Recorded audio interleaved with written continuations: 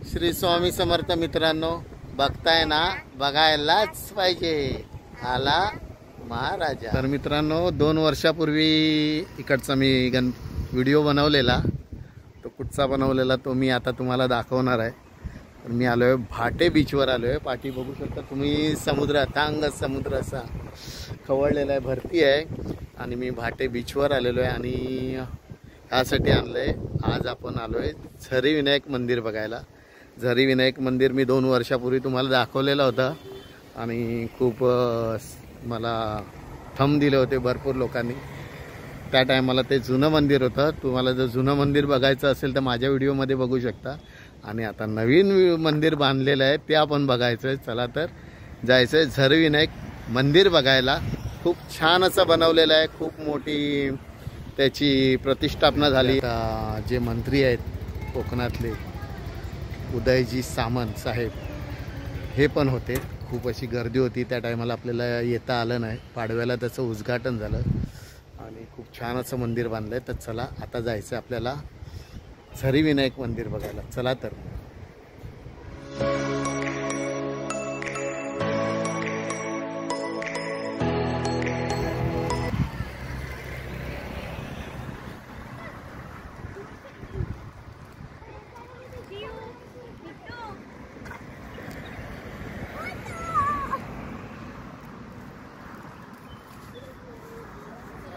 खूप छान असं मंदिर बांधलेलं आहे, लहान नाजूक एकदम बघण्यासारखं आहे।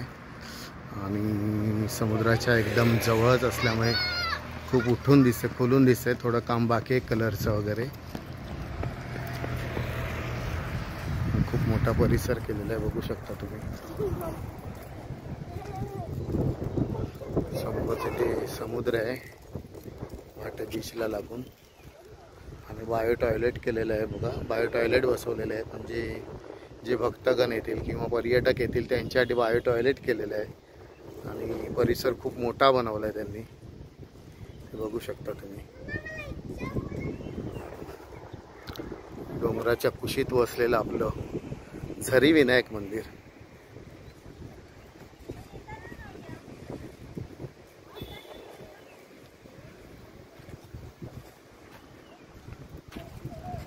ज्या टायमाला हे मंदिर बांधायला घेतलं त्या टायमाला ही मूर्ती समोर इथे बसवलं, समोर इथे प्रतिष्ठापना केलेली त्याची, देवाची, गणपती बाप्पाची। आणि परत आपल्या मंदिरात त्यांना बसवलेलं आहे ते, तुम्ही बघू शकता मंदिर आहे।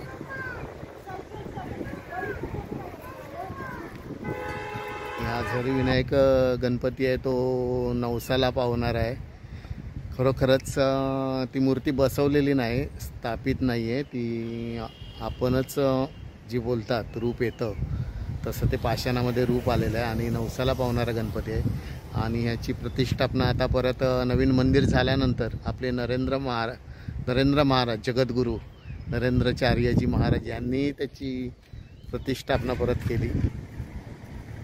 इथे बघू शकता तुम्ही, इथे प्रतिष्ठापना केलेली मंदिर बनवताना ते बाजूलाच आहे।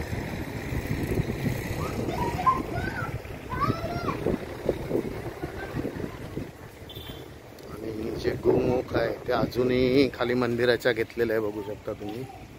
त्यामध्ये मासे आहेत अजूनही।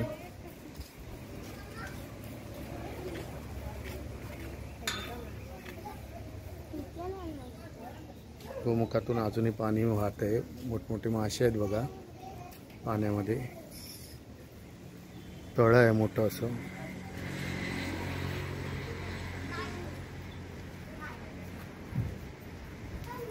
खूप आता सुशोभीकरण झालेलं आहे, बघू शकता। तेच बाजूला तुळशी वृंदावन उभं केलेलं आहे।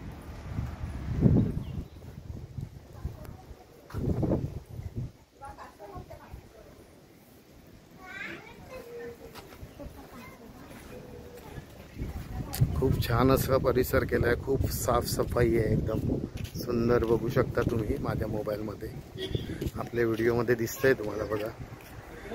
आणि तळ आहे तिथे, गोमुखातून अजूनही पाणी येतंय। कासव बघू शकता तुम्ही।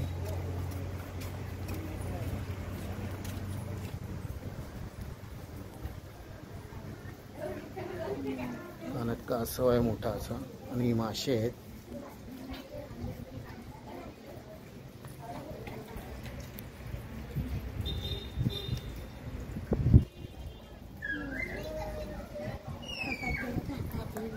मासे आहेत ते.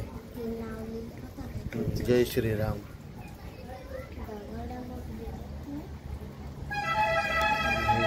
तुम्ही बघू शकता वर्षाचे 12 महिने पाणी वाहत असते इकडलं.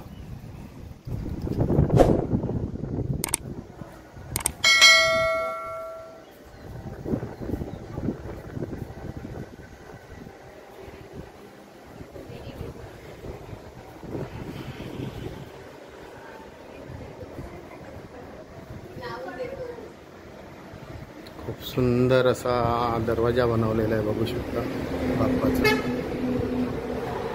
पण जो पहिला होता ना दरवाजा त्यातून आपल्याला गणपती बाप्पा दिसायचे. जरी मंदिर बंद असलं तरी आपण आतली मूर्ती बघू शकत होतो. पण आता तसं नाही आहे, पूर्ण पॅक झालेलं आहे. आता आपण मूर्ती बघू शकत नाही आतली. पण छान मंदिर खूप सुंदर झालं.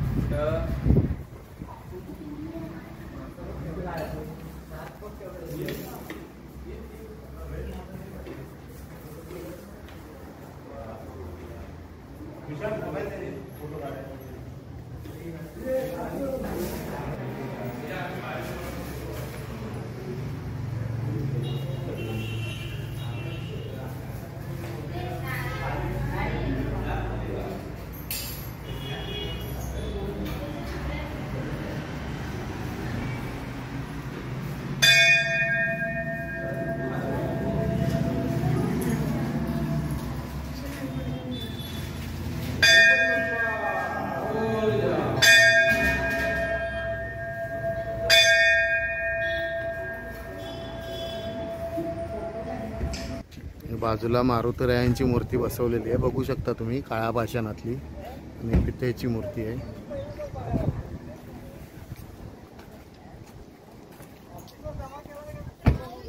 बघू शकता काळ्या पाषाणातली आहे आणि एक आपली पितळेची मूर्ती बसवलेली आहे.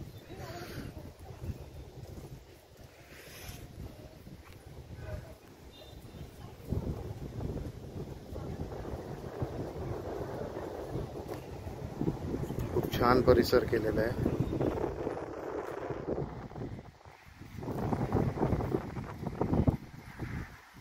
अजून काम बाकी आहे सुशोभीकरण.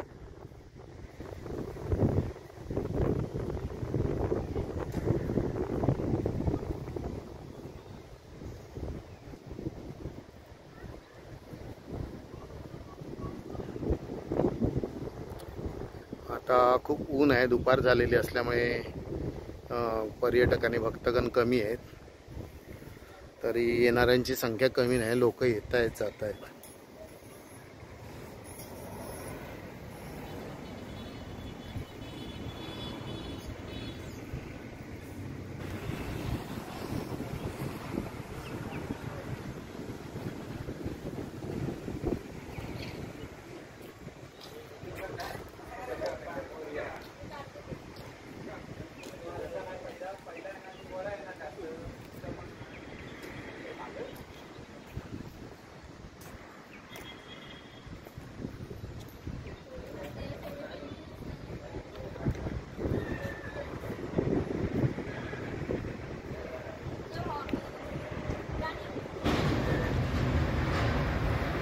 छान दर्शन झाले आपलं. आपण थोडा वेळ घालवला, रत्नागिरी फिरलो आणि परत आलो. आणि मग आपण हा गणपती बाप्पाचा फोटो म्हणजे आतलं दर्शन घेतलंय बघू शकता तुम्ही.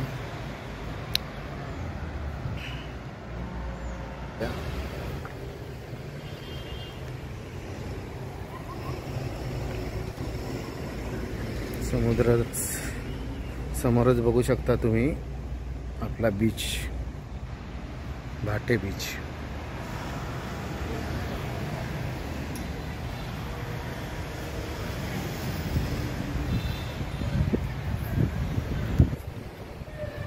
तर मित्रांनो छान असं दर्शन झालेलं आहे आणि खूप असा परिसर स्वच्छ ठेवलेला आहे. खूप बघू शकता तुम्ही माझ्या व्हिडिओमध्ये.